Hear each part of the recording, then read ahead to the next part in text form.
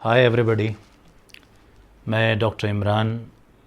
आज मैं आपको इरेक्टाइल डिस्फंक्शन, जो कि एक बहुत कॉमन प्रॉब्लम है मर्दों में और आजकल बहुत ज़्यादा देखने को नज़र आ रही है, तो मैं उसके बारे में थोड़ा सा आपको बताऊंगा कि क्यों होती है और इसके क्या मुनासिब इलाज मौजूद हैं। देखिए, इरेक्टाइल डिस्फंक्शन आसान ज़बान में अगर कहूँ कि जब एक मर्द या तो इरेक्शन उसको आता ही नहीं या आता है तो वो उतनी देर उसको मेंटेन नहीं कर पाता कि एक प्रॉपर सेक्स कर सके। मतलब इरेक्शन आता है पर वो उतनी देर रुक नहीं पाता, या फिर इरेक्शन आता ही नहीं है। असल वजह जो अब तक साइंटिफिक रिसर्च से हमने देखी है, जो समझ में आता है कि ये क्यों होता है, बेसिकली जब आपके ऑर्गन में ब्लड सप्लाई वीक हो जाए, जब आपके पेनिस में प्रॉपर ब्लड सप्लाई ना हो किसी भी वजह से, बैकग्राउंड में वो कौन सी प्रॉब्लम है, अगर वो ब्लड सप्लाई प्रॉपर नहीं होती तो इरेक्शन या तो वीक हो जाता है या बिल्कुल नहीं आता है, या ठीक होता है लेकिन एक लंबे टाइम तक या सही टाइम तक, जब तक प्रॉपर सेक्स हो सके, वो रुक नहीं पाता। अब इसके कारण पे आते हैं कि ये क्यों होता है। देखिए, मोटी मोटी इसकी कुछ वजह जो हमने क्लिनिकल प्रैक्टिस में देखी हैं और अक्सर हमें नज़र आती हैं, तो उसमें कुछ ख़ास वजूहात वो ये हैं, जैसे कुछ दवाइयों का साइड इफ़ेक्ट। फॉर एग्ज़ाम्पल, आपका बीपी हाई रहता है और आप उसके लिए कुछ दवाइयाँ ले रहे हैं, या आप शुगर पेशेंट हैं, डायबिटिक पेशेंट हैं, या आप एपिलेप्टिक हैं, एपिलेप्सी के लिए आपके लंबे समय से कुछ दवाइयाँ चल रही हैं, उनका साइड इफ़ेक्ट हो सकता है।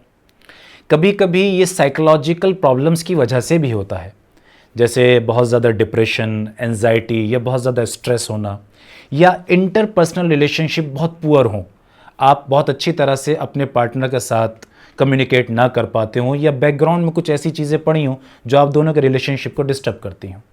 इसके साथ साथ कुछ स्पाइनल इंजरीज़ हों, हेड इंजरीज़ हों, ये भी मुमकिन है कि इस वजह से ये क्रिएट होता है। बॉडी के हार्मोनल इम्बैलेंसेस की वजह से भी ऐसा होता है।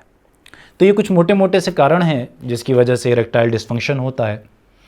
एक क्वालिफाइड सेक्सोलॉजिस्ट इसमें यही कोशिश करता है कि हम पेशेंट के इरेक्टाइल डिस्फंक्शन के कॉज को पकड़ने की कोशिश करें। What is the reason behind the erectile dysfunction?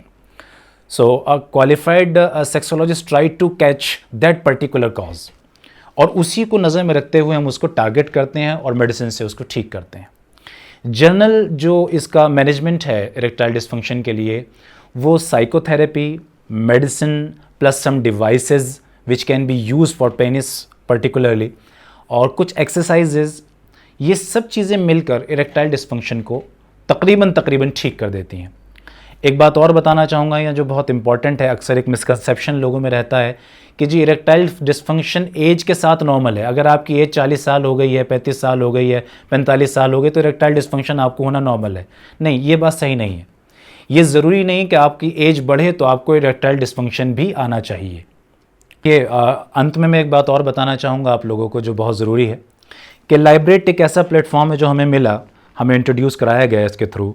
तो लाइब्रेट एक ऐसा प्लेटफॉर्म है जो क्वालिफाइड डॉक्टर्स को, ऑथेंटिक डॉक्टर्स को पेशेंट तक पहुंचाता है।